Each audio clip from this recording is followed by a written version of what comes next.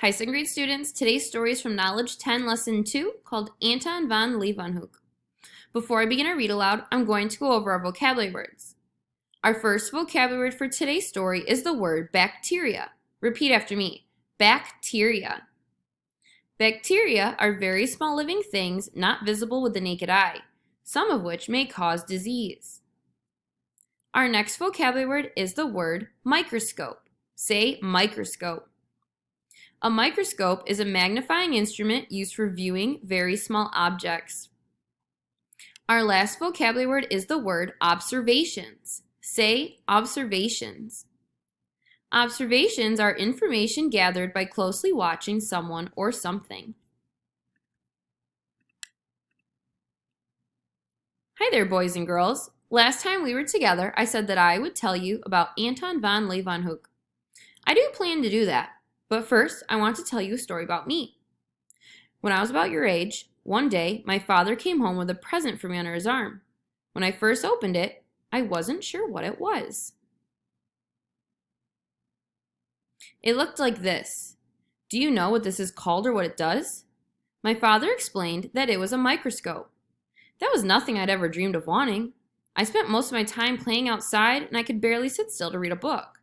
Why would I want this funny-looking instrument? Since you're so curious about everything, I thought perhaps you'd like to see what a butterfly wing looks like up close, my father said.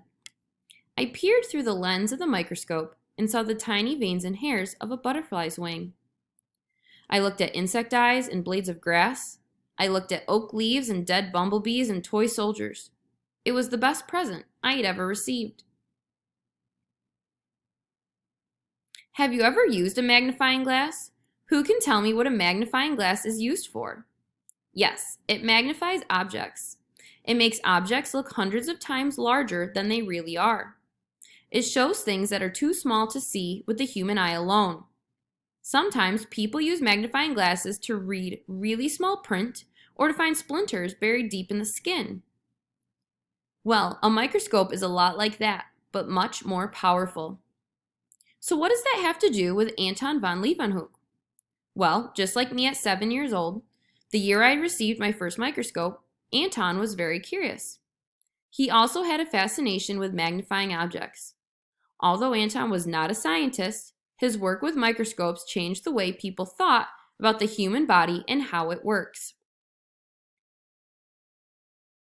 At 16, Anton began working in the textile or cloth business. His shop sold cloth, buttons, sewing supplies, ribbons, and lace. His customers were very particular, expecting the very best textiles or cloth, all for their suits and their dresses. Anton used a magnifying glass to make sure the threads of the cloth were straight and tightly woven. His customers appreciated his careful observations. When he was about 30 years old, Anton took a trip from his home in Holland to nearby England. There he discovered a book called Micrographia, meaning small images. Written by Robert Hooke, the book was full of drawings and descriptions of objects seen through a microscope. Anton was fascinated by how large and detailed the micro or small objects looked when seen through the lenses of a microscope. It was a little like someone with poor eyesight putting on eyeglass lenses for the first time and discovering that the blurry tree in the distance was actually made up of individual leaves. He couldn't wait to get home to experiment with his own objects. Upon his return to Holland, Anton began to build his own single-lens microscopes. He shaped his lenses very carefully, grinding them down with sand and polishing them smooth with putty or polishing powder. Anton's simple microscopes magnified objects from 50 to 200 times their natural size. Anton had been interested in science and nature ever since he was a boy, and now he had the opportunity to study nature at a much closer range. He carried squiggly worm-like insect larvae around in his pocket, eager to watch the entire life cycles of insects with the aid of a microscope. Using the microscopes he made himself, he studied people's skin, mosquito wings, and sheep hairs. He observed duck hearts, fish scales, cow eyes, and water bugs. What a strange man, others thought. But this patient man was driven by his curiosity, and he wanted to learn more. He never lost interest in the scales of a gnat's wings or the hairs on a fly. He looked at the same things again and again, comparing, measuring, and recording his findings. Anton conducted many experiments with water, drinking water from his well, water from lakes, and from the sea, rain, and melted snow. He discovered what looked to him like tiny little animals in lake water. He called these little animals animalcules. Anton claimed he saw even more of them swimming around in rainwater. They were everywhere, he said. He estimated that 1,000 of these tiny creatures could fit on one head of a pin. People called him a liar and a magician, thinking him quite mad or crazy.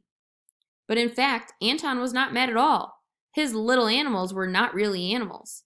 They were definitely alive. However, he was the first to observe and describe many tiny living things in nature not visible to the naked eye, including bacteria or germs. In other words, bacteria cannot be seen with the naked eye. Many scientists believe that these tiny life forms have been on Earth for more than 3 billion years. They surround us in air, water, and on land. But no one was aware of their existence before Anton recorded what he saw. He discovered a whole new world. Ever curious, Anton began studying the saliva from inside his mouth. He discovered even more bacteria. He found that the sticky coating on the outside of his teeth was crawling with millions of tiny organisms or living things. You have them too. But don't worry, they won't hurt you. We'll learn more about them another day. Anton kept a journal to record his detailed observations. He made friends with 2 English doctors who belonged to England's Royal Society of London.